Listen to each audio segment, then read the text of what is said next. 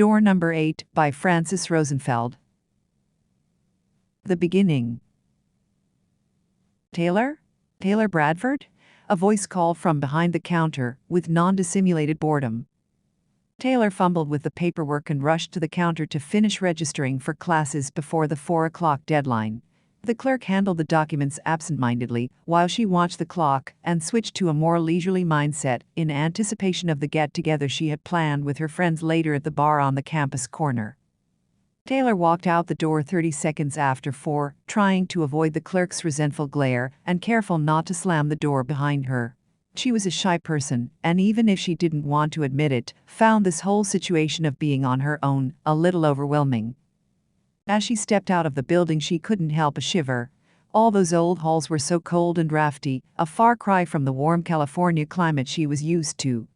She'd never been out of state before and felt a little unsure in her new surroundings, but since her mother thought her school choice, and in particular the choice of the school's location all the way across the continent, was an act of rebellion, pure and simple, Taylor didn't expect to get any sympathy for her plight. It was no use trying to explain to her mother, who, as usual, was in the midst of some extraordinary life drama, that being admitted to the school was something many of her friends and acquaintances couldn't dream of, and being admitted on a full scholarship was nothing short of a miracle. Taylor ground her teeth and tried not to remember all the tears and the drama and the not-so-subtle guilt trips that accompanied her coming here. She felt a foot taller walking down the alleys of the old courtyard and asked herself how she got that lucky. All around her, students hurried back and forth, going about their business, and Taylor instinctively looked down, trying not to attract too much attention. She stopped to pick up the dorm room key, secretly wishing for a place with maybe not so much historical character, but lots of creature comforts. Her body hadn't gotten used to the Eastern time, she was cold and tired, and that shiver she had caught in the hall of the administrative building had settled into her bones, determined to stay. Taylor turned the corner and breathed a sigh of relief to see the dorm was not one of the imposing buildings whose facades embellished the pages of the glossy college brochures, but a rather nondescript 70s-style building, which held the promise of proper insulation, modern plumbing, and correctly balanced central air. The inside of it was exactly as she expected: vinyl tiles in a rather uninspiring shade of tan, 2 coats of white paint on the walls, plywood doors painted brown, and standard fluorescent fixtures. She'd been assigned room number 7 and had some trouble finding it, because not only was it on the 2nd floor, which would have been strange enough, but the rooms were numbered backwards. Taylor didn't think much of it, too tired from her trip and relieved to have found a place where she could finally lay down her backpack and kick off her shoes. She passed room number 8 and couldn't help notice that some uninspired person had secured the number to the door through the middle instead of its top, and it had slipped sideways, looking like a lemniscate. Even though she was exhausted and she'd gotten in trouble over this type of obsessive behavior before, she spent some time straightening out the 8. Taylor couldn't stand things that were out of place or in any way out of sequence. It was her way to establish some order in her environment, whose defining characteristic, she often thought, was being over the top and out of control. Her room was always kept in pristine shape, as a sanctuary against the arguments and the mess and the drama that had surrounded her family life after her father's sudden passing, drama which functioned as a stand-in for the family time they used to have when he was alive. Her mother had never adjusted to widowhood, and Taylor kind of understood her constant, out-of-the-blue tantrums, and why it was easier to throw fits over every hangnail than face the empty chair at the table. Taylor had loved her father dearly, and she changed after his passing. She became practical, scientific, exacting, focused, all great euphemisms for the more negative term, cynical, that she didn't particularly enjoy. Anyway, she insisted on straightening out the number 8, which didn't want to stay put, and she lingered by the wrong door until she managed to will the number into some precarious form of equilibrium. Only after she was satisfied she kept walking towards her room, thinking that if anybody saw that display of OCD, she'd get referred to a school counselor for sure, and since she'd seen more than her share of those, why, with the grief and all, she thought she'd rather pass on a new opportunity. To her pleasant surprise, her room only had 1 bed in it, an unexpected perk for a freshman, explained no doubt by the fact that the bathroom was down the hall, but the benefit of having a room all to herself certainly outweighed the inconvenience and made Taylor's first triumphant day on campus complete. Otherwise, the room wasn't much to look at: a bed, a nightstand, a closet, a desk, a chest of drawers, a mirror, a small window. But Taylor was too pleased with her fresh experience of living as a grown-up to mull over minor details. She forgot how tired she was, and energized by a fresh jolt of adrenaline, unpacked and set up her things just so, until she was pleased with the result. When she was finished, she sat down on the bed, not knowing what to do next. Taylor looked at the class roster, happy that she managed to get in all the pre-med classes she was planning to take that quarter, and therefore she wouldn't need to adjust her schedule. She hated it when she had to change things she had planned in advance. She wrote down a list of books and supplies to buy before the classes started, and made a mental note to find a vegetarian food place and a coffee shop, and a place that served warm bagels. Since she hadn't had anything to eat since 10 in the morning, she figured there was no time like the present to explore her surroundings, and went out for an early dinner. She exited the campus through one of the old stone gates into a swarm of people eager to patronize the little shops on its perimeter, many of which served food. Taylor was confident that she would have no trouble finding a vegetarian restaurant, this being an Ivy League school and all, even if it was on the East Coast, and when she found one, she ate a frugal meal at a small table by the window, taking in the street view with curiosity and anticipation. She didn't know a lot of people, and felt awkward about making new acquaintances, but at least she knew Christine, and they could stick together for a while, until they got their sea legs, so to speak. Christine's dorm was on the other side of the campus, in one of those old stone buildings Taylor just couldn't get used to, and the chill down her spine returned when she entered the vast lobby, even though she was in much better shape after some rest and on a full stomach. Christine wasn't in, but as she stood by the door, waiting for somebody to answer, Taylor couldn't help notice the cute guy who was visiting the adjacent room. He looked a bit too much a jock for her taste, but had this warm and genuine smile that lit up his eyes, and she figured he was one of those happy, light-hearted people whose lives always looked easier, not because they were, of course, but because they had that gift that her father had always found fascinating. The lightness of being, he called it. That term had stuck with her, the lightness of being, the quintessence of happiness. She didn't want to admit to herself that she wouldn't have minded running into him again around campus, wondered in which department he was taking classes, and then resented herself for getting so easily distracted from her task. She made peace with the fact Christine was not in her room and headed back to her dorm. On the way back, she pulled out her phone, only to learn that her mother hadn't answered any of the messages she had left her, to set her mind at ease that she had arrived okay, that the room was nice, that she registered for all the classes, and everything was peachy keen. It looked like another installment of the familiar tantrums, this time triggered by abandonment issues, or, in translation, the heartbreaking selfishness of her only child, and the fact that in complete disregard of the wonderful educational opportunities she had back home, her ungrateful daughter had decided to remove herself from her presence and pursue her studies elsewhere. Taylor got instantly enraged every time this issue came up, because she knew people who would have given an eye-tooth for a chance like hers, and she was certainly not going to miss out on it for a whim. Naturally, anger was an unwelcome emotion, and she didn't like to feel it, so she labeled the feeling as irrelevant, shoved it in a drawer somewhere deep inside her mind, then locked the drawer and threw away the key. She was already inside her dorm when she put the phone away, and as she passed door number infinity, she straightened up the number again, without even thinking about it. Christine was waiting in her room, and Taylor worried that she forgot to lock the door before she left. The former guessed her inner conversation and responded to it. "Oh, I don't think your door locks, see?" She showed her friend the chip in the door frame where the locking hardware was supposed to go. Figures, Taylor thought bitterly, and put finding a locksmith on her list of things to do. "Where does that go?" Christine pointed to another door, and Taylor couldn't believe she didn't notice it before, tired, dazed, and hungry as she was, when she had entered her room for the first time. "It looks like it connects to room number 8, Christine continued.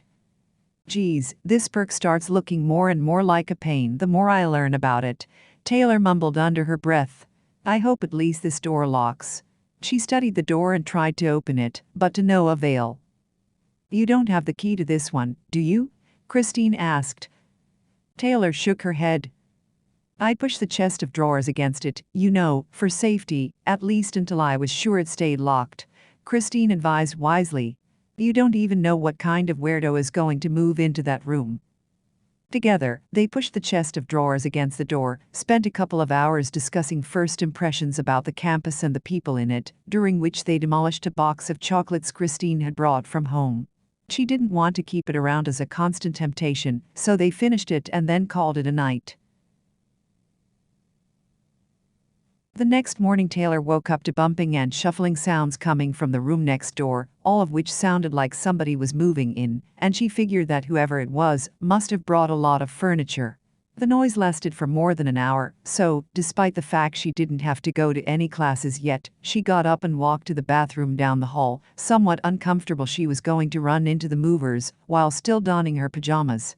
She passed by door number 8, whose number had slid sideways again, and straightened it up, almost by reflex, before she continued walking. To her relief, there didn't seem to be any sign of activity outside the door or in the hallway. The noises came exclusively from inside, as if somebody kept rearranging the furniture. Taylor shrugged, and since this whole hullabaloo was none of her business, she got ready to go out and spent a few hours exploring the campus.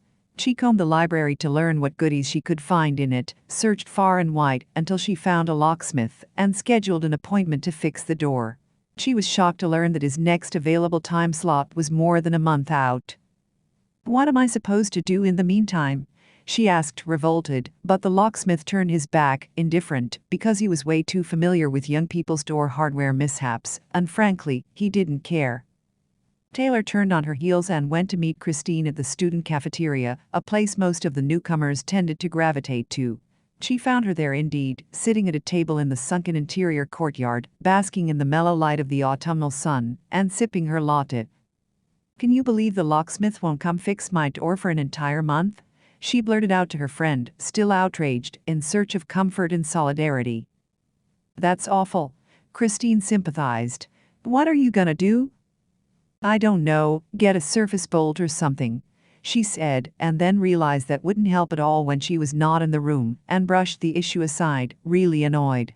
She changed the subject. "Somebody moved into room number 8 this morning. They were making a lot of noise." Christine's curiosity was piqued.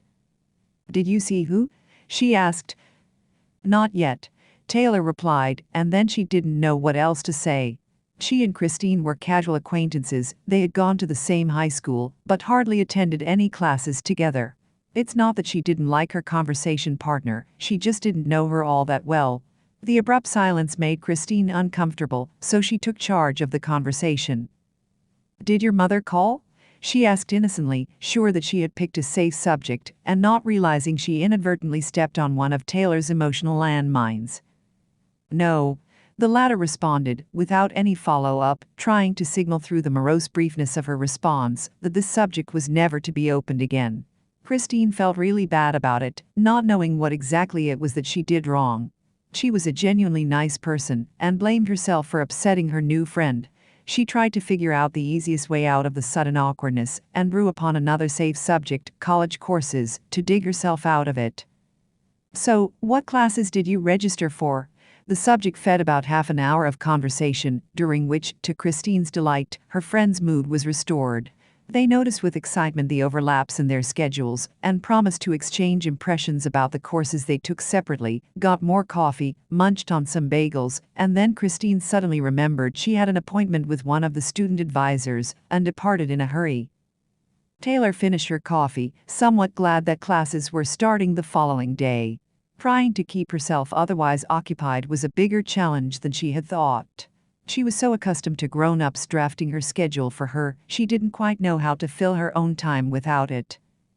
She remembered the shiny new student ID, and made her way to the library, determined to find something good to read, and emerged from the imposing building, about an hour later, with a stack of books that was almost too heavy to carry.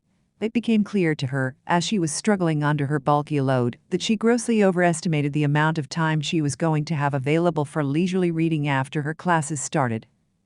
Taylor hauled the big stack of books up the stairs, and felt grateful that it blocked her field of vision, enough not to notice whether the 8 on the door was hanging upright, because as she walked past the door with her hands full, the thought of going to her room, putting the books down and returning to the hallway to remedy the situation, especially since there was now somebody inside the room who could hear her, felt simply embarrassing.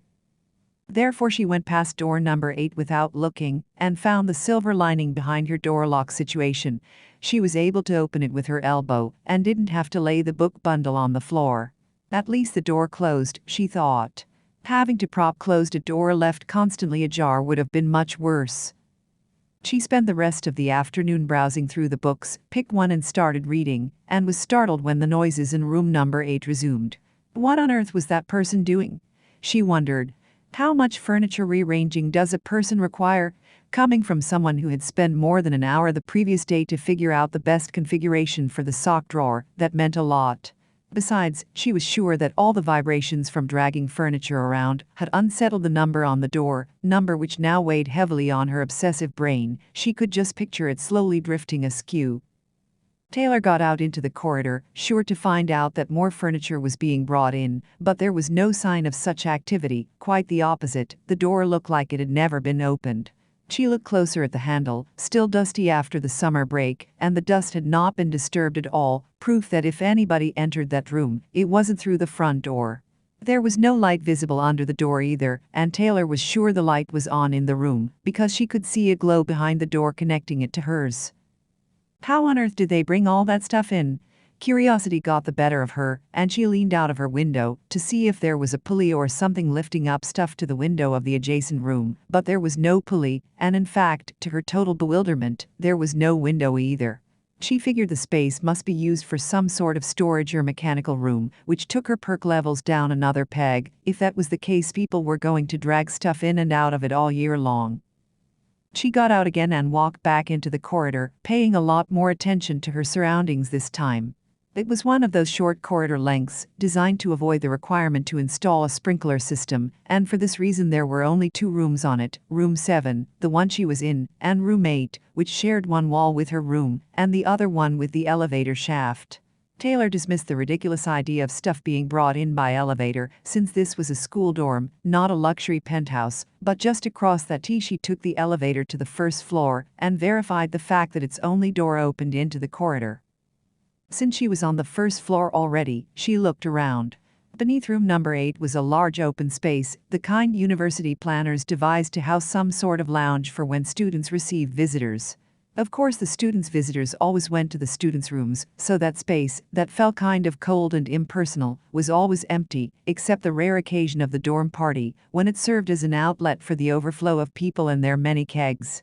The space had an open ceiling, complements of value engineering and modern architectural standards, and upon a summary inspection, Taylor noticed that the ribbed concrete floor slab had no openings. There was nothing there that would provide access, not through the mess of plumbing, cable trays and air conditioning ducts anyway.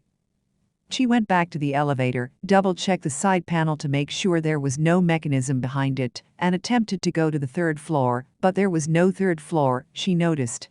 Pleased she had solved the mystery, she took the roof access stairs all the way up, where the triumph of logic and reason got squashed by a gigantic air conditioning unit that occupied the entire expanse of that portion of the roof. She would have been able to notice it quite easily if she ever looked up when she approached the building, but sadly, she never did. This isn't possible, she thought, and her logical mind grabbed on to the only available possibility left, however unlikely. Somebody broke the lock on her door on purpose so they could bring the furniture into room number 8 through the door between their rooms. She got instantly infuriated about the intrusion upon her privacy until she realized that whoever it was that was still dragging furniture around in room number 8 would not be able to come out unless she moved the chest of drawers which was now blocking the door. She brooded, thinking that it served them right and that she wasn't going to move anything until the perpetrator identified him or herself and asked very nicely to be let out. Taylor tried to quell her growing annoyance by concentrating on the book she had chosen to read first, although who could possibly concentrate with all that racket? She thought she heard muffled voices arguing, but couldn't make out what they were saying, and then there was more furniture dragging and knocking sounds, after which the noise suddenly subsided. Finally, Taylor thought, happy to have her life, such as it was, go back to normal. She was pleased to have learned she didn't live next to a utility room, and therefore whatever activity was happening at the time was temporary in nature, and in her deep desire to return life to its familiar groove, she propped the room door closed with the back of a chair, turned the light off and went to sleep, completely forgetting she had an intruder trapped behind her sock drawers like the ghost in the wall. She went to class the next day, and in her excitement of adjusting to all the new things around her, completely forgot about room number 8 and whoever was still in there. The day passed in a mix of trepidation and exhilaration, driven by the challenge of finding her way through the halls of so many unfamiliar buildings. When classes ended, she was drained of energy and emotion, kind of hungry and looking forward to a little time alone to sit down and sift through the events of the day. The single occupancy of her dorm room started looking appealing to her once more, despite all the flaws that tiny room had, because right at that very moment the thought of having to engage in light conversation with a complete stranger felt almost painful. As she passed by the elevator shaft on her way to the stairs, she saw the lounge on the first floor and remembered the events of the previous evening. She cringed at the thought that she would have to handle a confrontation with the person in room number 8 if here she didn't take advantage of her absence to sneak out. The chest of drawers was still pressed against the door, just the way she had left it, and there was no sound coming from the adjacent room. Taylor wasn't a naturally patient person, and the thought of waiting out a sign of contrition from the trespassing noisemaker rubbed her the wrong way.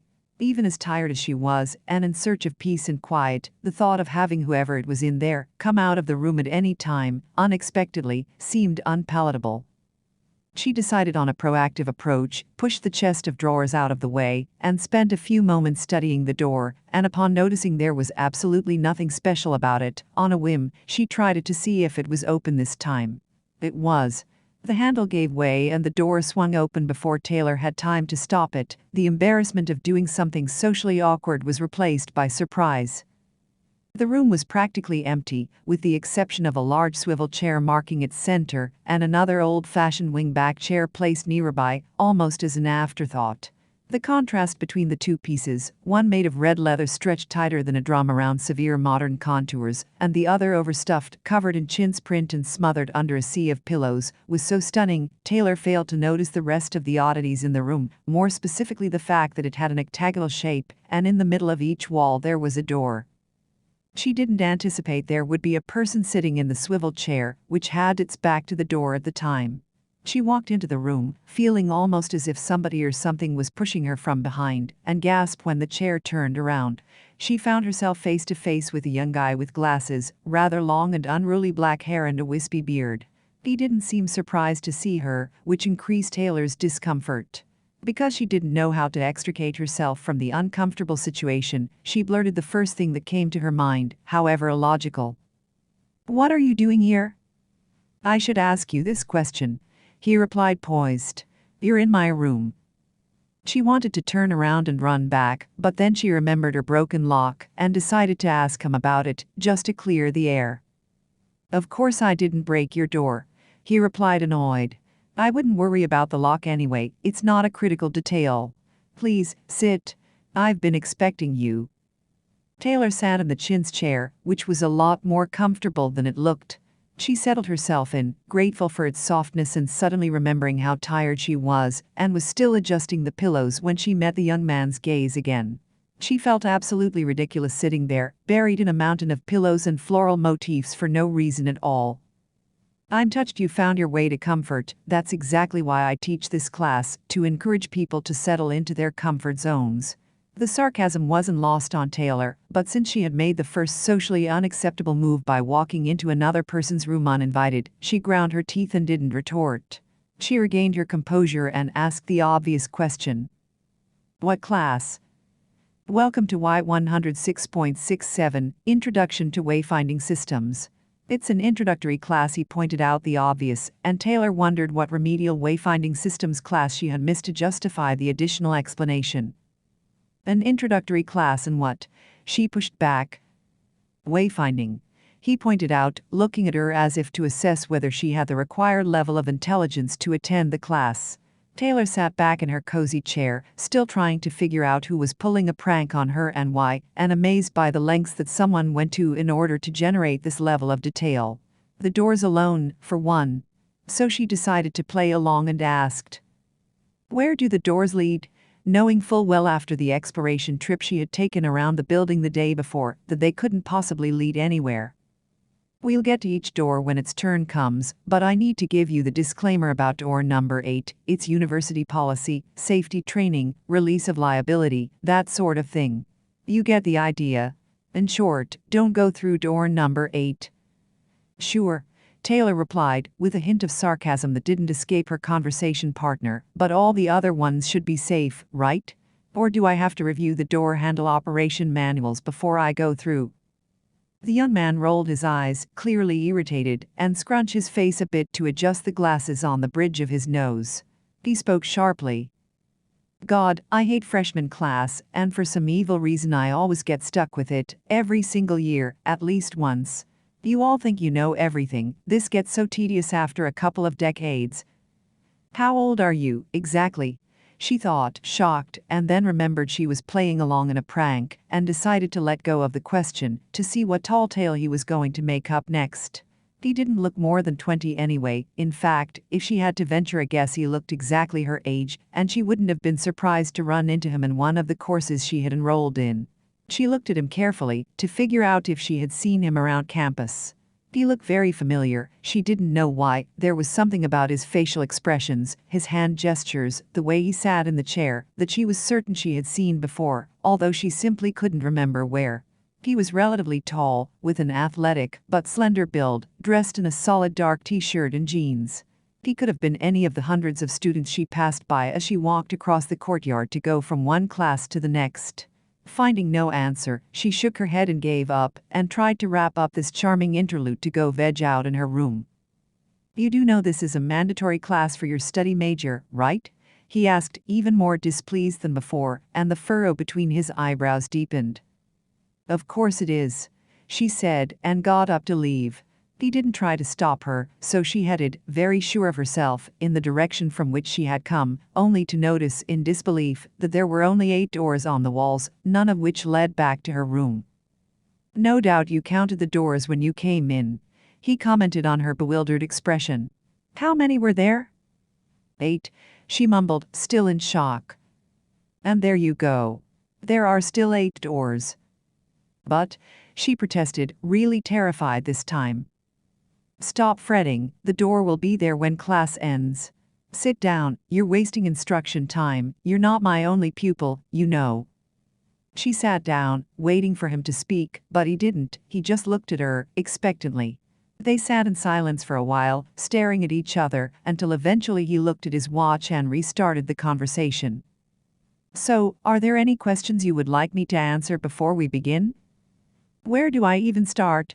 She thought, simultaneously wondering if the class they were talking about was still 48 minutes long, and glancing furtively at the wall to see if the door was back yet.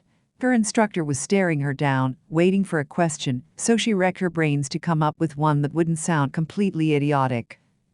Don't worry, there is no such thing as a stupid question, he encouraged, doing his best to contain a restless streak. She obliged. Why 8 doors? Was the first thought that came to mind, and straight out the mouth it went, unsifted.